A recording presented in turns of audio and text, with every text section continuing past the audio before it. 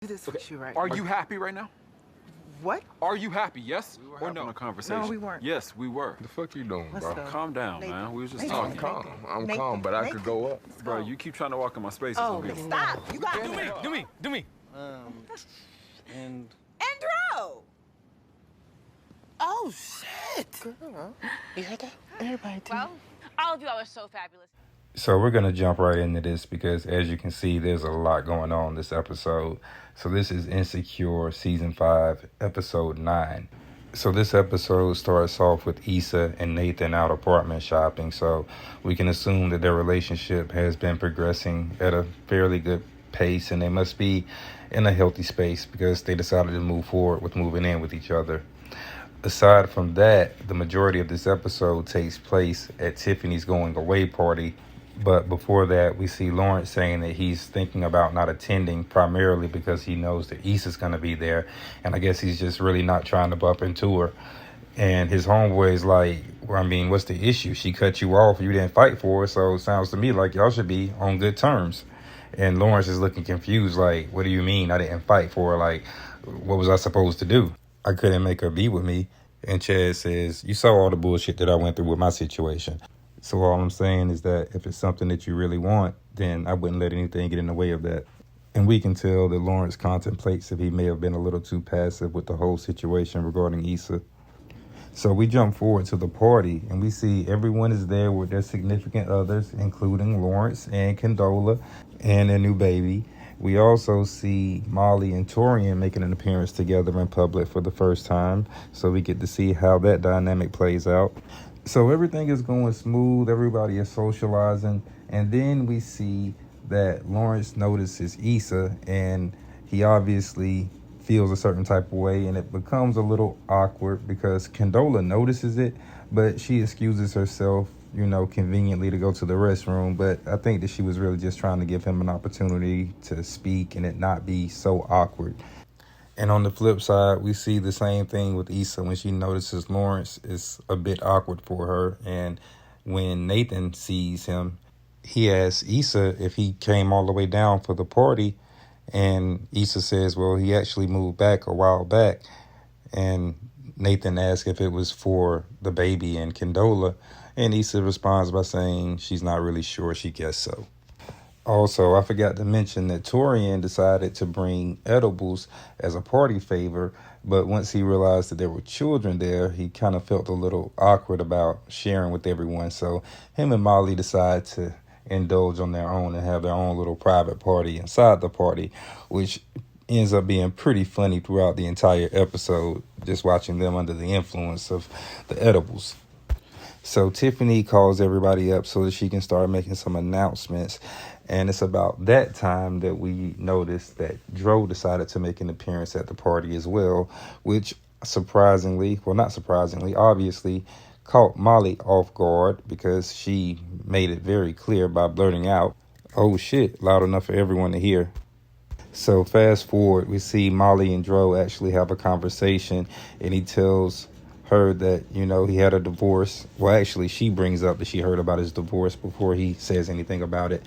And he says his mom still talks too much. And in the process of them having a conversation, Torian walks up, and Molly is just so open and honest under the influence of THC.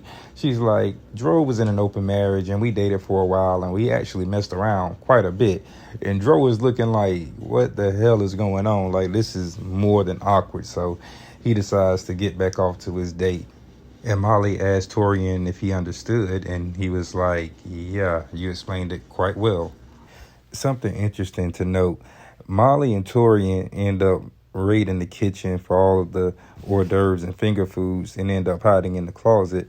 And what I thought was ironic is that one of the most mature and honest conversations that we witnessed on this entire show happened under the influence of marijuana. And I just thought that was kind of strange and ironic.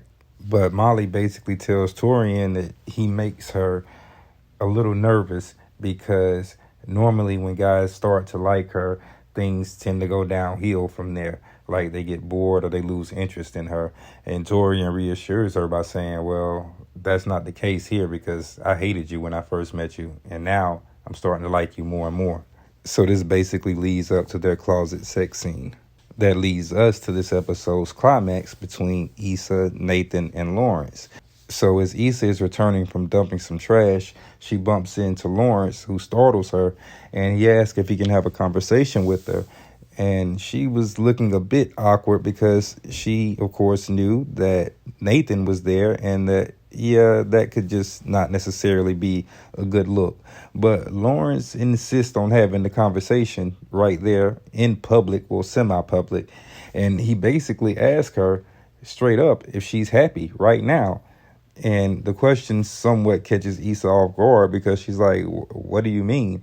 And he says, are you happy right now? Because when I'm not with you, I'm not happy. And he goes on to explain a little more. And then he just flat out says that I love you. And at this moment, Nathan is looking like, okay, what's going on? And Issa, in an attempt to de-escalate the situation, says that she was just dumping some trash. And Lawrence interjects by saying, no, we were having a conversation. And Issa attempts to deflect it by saying, no, we weren't. And Lawrence insists upon pressing the issue, which I don't know how I really felt about that, because I understand, there's a saying that all's fair in love and war, but I just really felt like that was, for lack of a better word, some hoe shit, the way that Lawrence went about stating the matter or addressing the issue. Like, you did not have to blow the scene up. First of all, I felt like you should have had more respect for Issa. And yeah, whatever she had going on, if you really did care about her, that regardless of if she chose to be with you or not, you would still want her to be happy and not necessarily try to just, for lack of a better word, shit on everything that she has going on between her and Lawrence. Between her and Nathan.